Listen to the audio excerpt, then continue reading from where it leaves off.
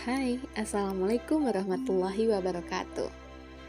Saya kira konten sebelumnya adalah konten terakhir tentang materi pelajaran. Tetapi sayang, masih ada satu konten lagi yang ketinggalan. Ya, transformasi sastra. Pada minggu sebelumnya, kami ditugaskan untuk membuat sebuah makalah mengenai transformasi sastra. Untuk makalah yang kami buat ini, memiliki perbedaan dari makalah, artikel, ataupun jurnal lainnya mengenai transformasi sastra. Karena yang kami angkat bukanlah transformasi dari prosa menjadi film, tetapi bagaimana melakukan transformasi, langkah-langkah apa saja yang dilakukan ketika membuat sesuatu yang baru atau melakukan transformasi terhadap puisi ke prosa. Begitu juga sebaliknya dari prosa menjadi fiksi. Sebelum berbicara terlalu panjang, teman-teman pasti masih ada yang tidak mengetahui mengenai apa itu transformasi. Transformasi merupakan sebuah perubahan yang menimbulkan pembaharuan terhadap bentuk, wajah, dan jenis yang dilakukan oleh pencipta baru. Perubahan ini tentunya tidak terlepas dari proses adopsi terhadap karya sebelumnya. Nah, yang kami lakukan dalam makalah itu terbagi menjadi dua. Untuk kelompok pertama itu mengubah puisi menjadi prosa, dan kelompok kedua prosa menjadi fiksi. Dan kami mendapat amanah melakukan transformasi terhadap puisi menjadi prosa. Untuk melakukan transformasi tentu membutuhkan langkah-langkah. Nah, berikut ini merupakan langkah-langkah transformasi dari pengalaman kami per kelompok. Langkah-langkah ini diperoleh berdasarkan kegiatan yang kami lakukan untuk mencapai hasil dari transformasi tersebut. Yang pertama, langkah yang paling penting yaitu menentukan puisi. Maksud dari menentukan puisi ini adalah memilih puisi-puisi yang memiliki narasi, sehingga ketika melakukan transformasi ke dalam bentuk prosa, kita dapat dengan mudah melakukan hal tersebut.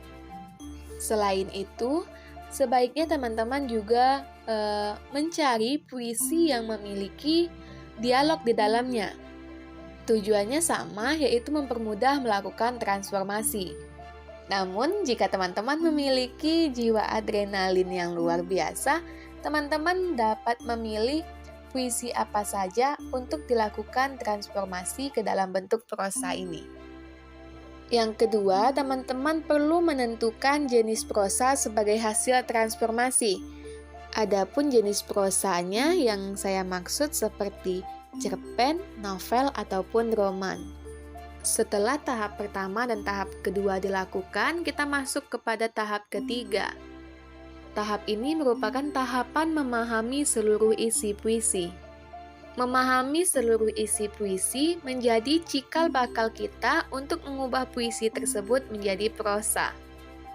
Yang keempat, menganalisis pesan pengarang. Saat membaca puisi, teman-teman perlu menganalisis pesan apa yang hendak disampaikan pengarang melalui puisi tersebut. Jangan sampai pesan-pesan puisi tersebut hilang ketika puisi tersebut diubah menjadi prosa.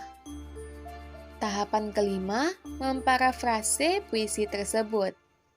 Kegiatan ini dapat dilakukan dari bait ke bait puisi untuk dikembangkan menjadi sesuatu yang lebih besar lagi atau ke dalam bentuk narasi. Untuk langkah keenam, teman-teman perlu menentukan dialog murni dalam puisi.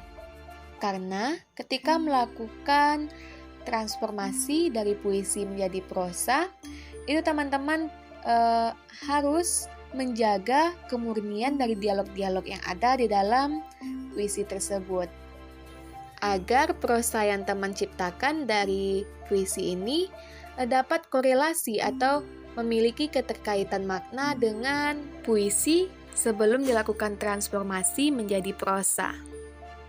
Langkah selanjutnya yang tak kalah pentingnya adalah membuat kerangka cerpen.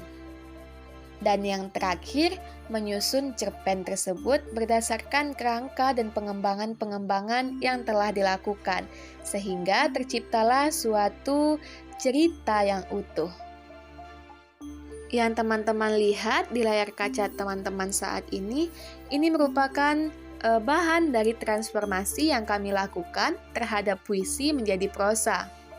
Kami memilih puisi gugur karya W.S. Rendra.